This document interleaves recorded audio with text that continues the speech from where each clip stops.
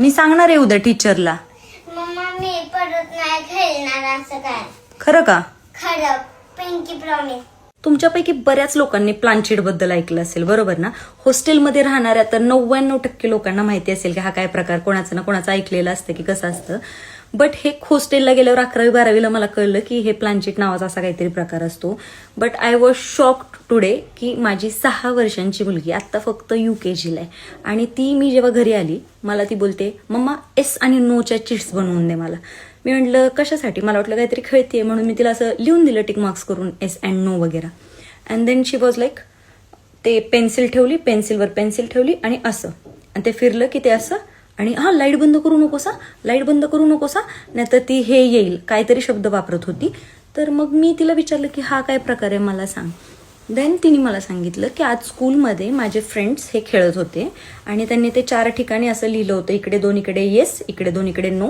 And then mamma असं रुमाल टाकायचा आणि पेन्सिल अशी फिरवली ना की मग जर ते एस वरती आलं ना तर भूत येतं आणि जर नो वरती आलं तर येत नाही. मग मी म्हटलं हे सगळं खोटं असतं बाळा, आता बघ एस वरती आलं तर ते नाही आलं, बरोबर ना?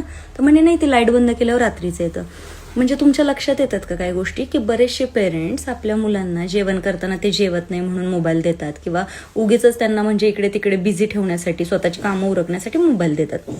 मी नाही लावलेली सवय, ती बिना मोबाईलचं जेवते किंवा आम्ही जोपर्यंत टीव्हीला काही लावत नाही तोपर्यंत ती दुसरं काही बघत पण नाही. ज्याचा त्याचा वैयक्तिक प्रश्न आहे की कसं काय द्यायचं, हे करून काय बघू द्यायचं. पण ॲटलिस्ट ॲज एक थोडंसं लक्ष दिलं पाहिजे की तुम्ही मुलांना काय दाखवताय, काय ती बघतायत त्यांच्या. कारण 6 वर्षांच्या मुलांना जर हे असले खेळ माहिती असतील आणि स्कूलमध्ये ते खेळत असतील तर ही खरंच शॉकिंग गोष्ट आहे. आणि मी इतके शॉक झाले की घरामध्ये कधी हा असला विषय नाहीये, मी कधी तिला फोन हातात देत नाही किंवा कधीही चर्चा नाही. हिला एवढं सगळं माहिती आणि प्रॉपर अशी मोठ्या लोकांसारखी सांगत होती की असं असं. तर खरंच जेव्हा तुमची जर मुलं लहान जरी असतील ना तरी ती मोबाईलमध्ये काय बघतात किंवा त्यांची ती सर्च हिस्ट्री जे आपण बघतो, वॉच हिस्ट्री, ती चेक करत जा. कारण तुमच्या पाठीमागे कधी कुठल्या गोष्टी कशा चुकीच्या घडतील आणि मोठं वळण घेतील हे तुम्हाला माहिती पण नसणार आहे.